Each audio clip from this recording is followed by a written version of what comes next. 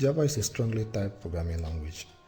This means that all the variables that holds data in the Java language must specify the type of data it hopes to hold or holds. These data types are categorized into two. They are the primitive kinds and the reference types. The primitive kinds are those inherited from the ancestor of Java, the C++ language. Though I must not have mentioned it before, but Java was originated from the C++ language. So the primitive kinds that are inherited from the C++ language are byte, short, int, long, float, double, character, and boolean. 6 of these primitive types defines the numeric values in Java language, 4 of which defines integer types of varying sizes. The sizes increases as you go down this list. So let me show you a quick demo using these primitive data types. So open IntelliJ IDEA and create a new Java program. So here you click on New Project. And then you select Java program, or you select Java and click Next. Click Next. And then you can type the name of the project here. So for this project, I'll name it Datatype Tests.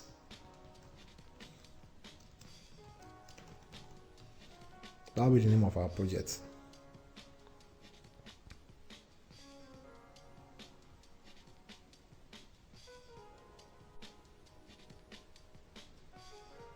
So I'll close this.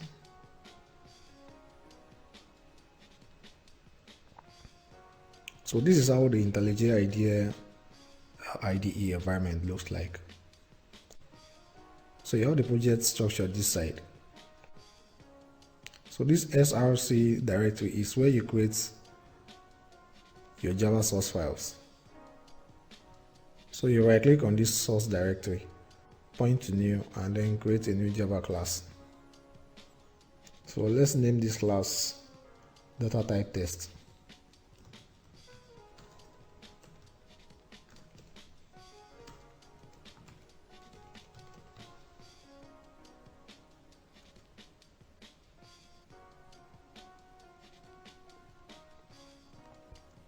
So there, the class is automatically generated for us.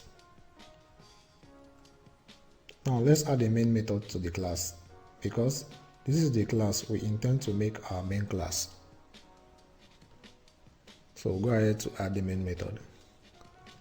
Public static void main.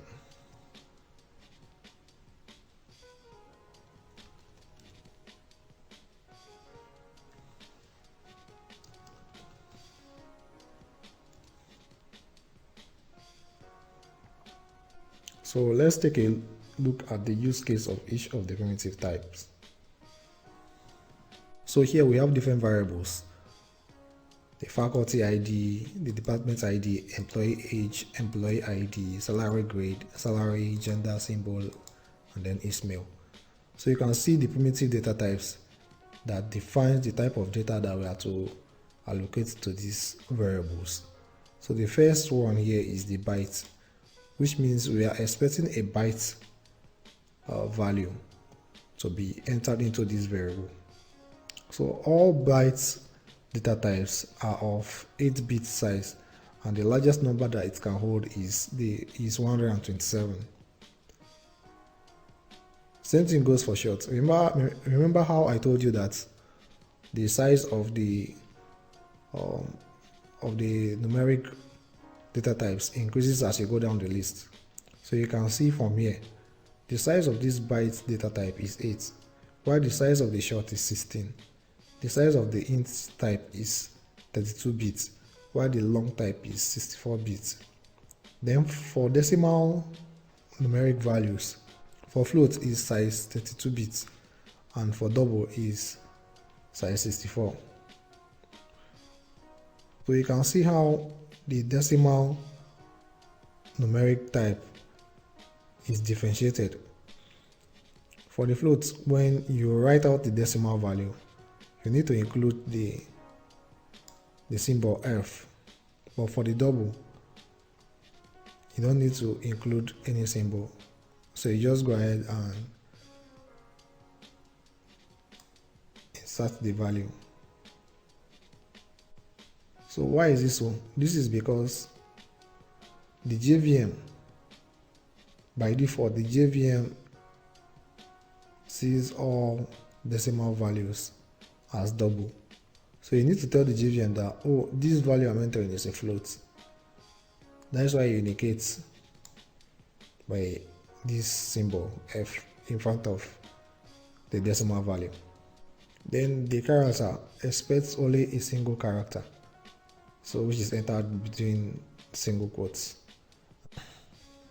And then the Boolean type expects a true or false value. So here we have the value true entered for this variable. This size is worth noting, especially if you are going to be carrying out type conversions in your program. So do not worry if you don't know what type conversions are. We will take a look at type conversion later in the course. It will be wise for you to note down the things I mentioned that we will discuss later on in this course. So we have defined all these 8 variables with the 8 primitive types in Java. Now let's make use of these defined types. For starters, we are going to print out the values assigned to these primitive typed variables. So let's add the print statement and run the code.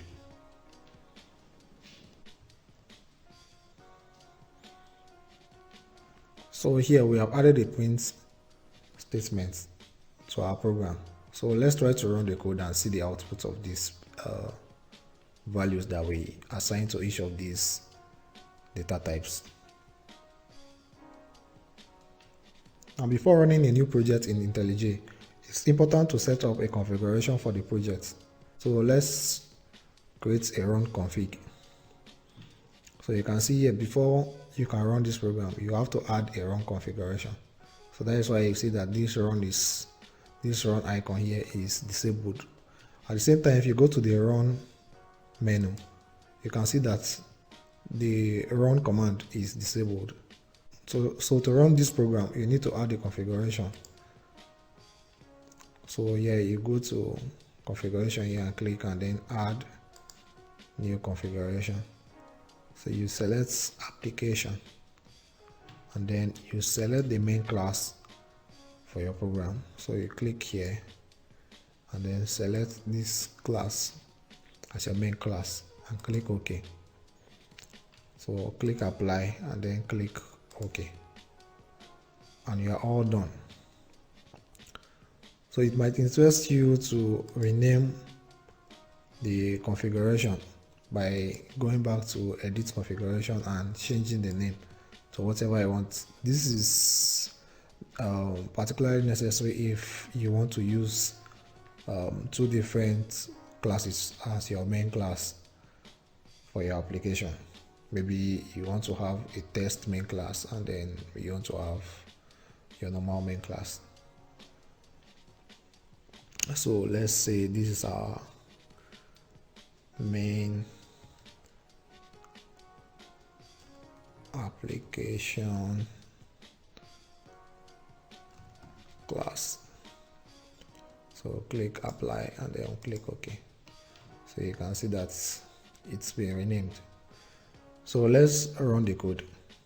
So you can click on this icon here to run the code, or you can go to the run menu and run with this configuration that we just created. So you click on run.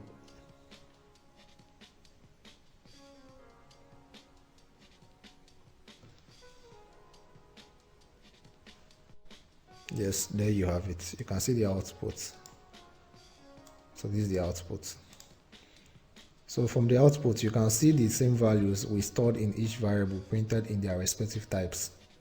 Even though it's possible to assign integers to the 4 types, it's recommended to be conscious of the sizes of these integer types and adopt the one most suited for your project based on requirements. So you can see we have these variables here of this type and a corresponding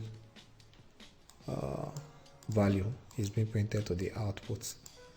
So the same value we entered here is the same value you get here. So this is a practical demonstration of the primitive types. The other kind of data types in Java is the reference type. Reference types are class types. This means that variables of the reference type will hold objects of the identified type. Let's take a look at an example.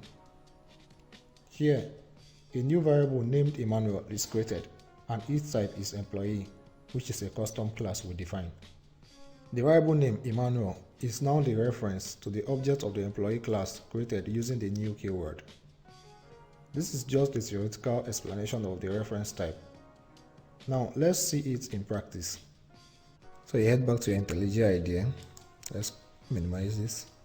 So we'll right click on source and new Java class, and then we'll name this class employee.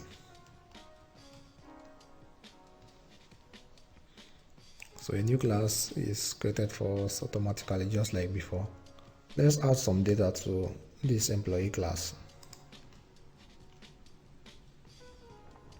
So here we have created two new variables inside this employee class. These variables define the properties of this employee class. So we have the employee ID and the employee name. Do not be worried about these other codes we add to the employee class. The code enables us to easily create objects of the employee class and get the information defined within it.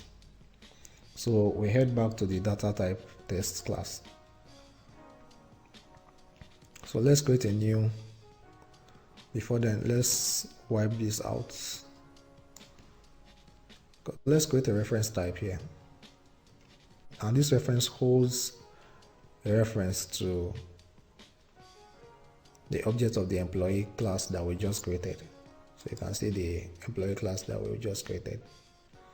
So the employee class has a parameter that is expecting two values, an employee ID and employee name. So where you created the reference to the objects, you need to pass in these two information to the constructor of that class, of the employee class. So do not be worried about all this. So I'm just trying to give you an example of how possible it is to create a reference type in Java. So we say that reference types are class types.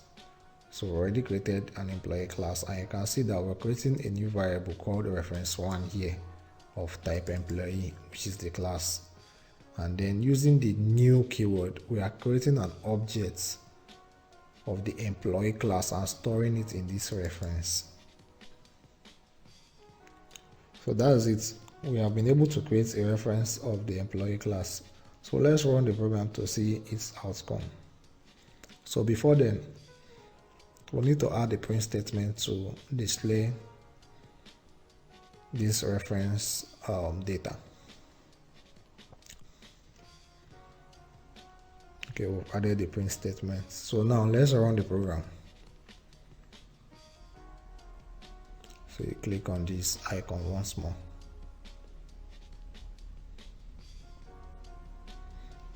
And there you have it. You can see the output. So the employee ID is 1, and then the employee name is Emmanuel, which is just the extra information we pass into the parameter of the object that we created. Now it's possible to have as many references of one class. So think of it like using one architectural design to construct many houses, but this time with modifications to its data. So what we're going to do now is we are going to create a new reference to the employee class one more time. So let's add the new reference variable. So here we have added a second reference and we named it reference 2. So this reference is still pointing to the same class. So it's still of the same type, employee, but this time with new information while creating the reference to the new objects. So we are creating a reference variable out of one defined class. So it's possible to have as many references of a class as possible or as needed as per your requirements in your application. So let's see an output of this second reference. So add an empty print statement to create a space between the first print statement and the second print statement. So let's run the code.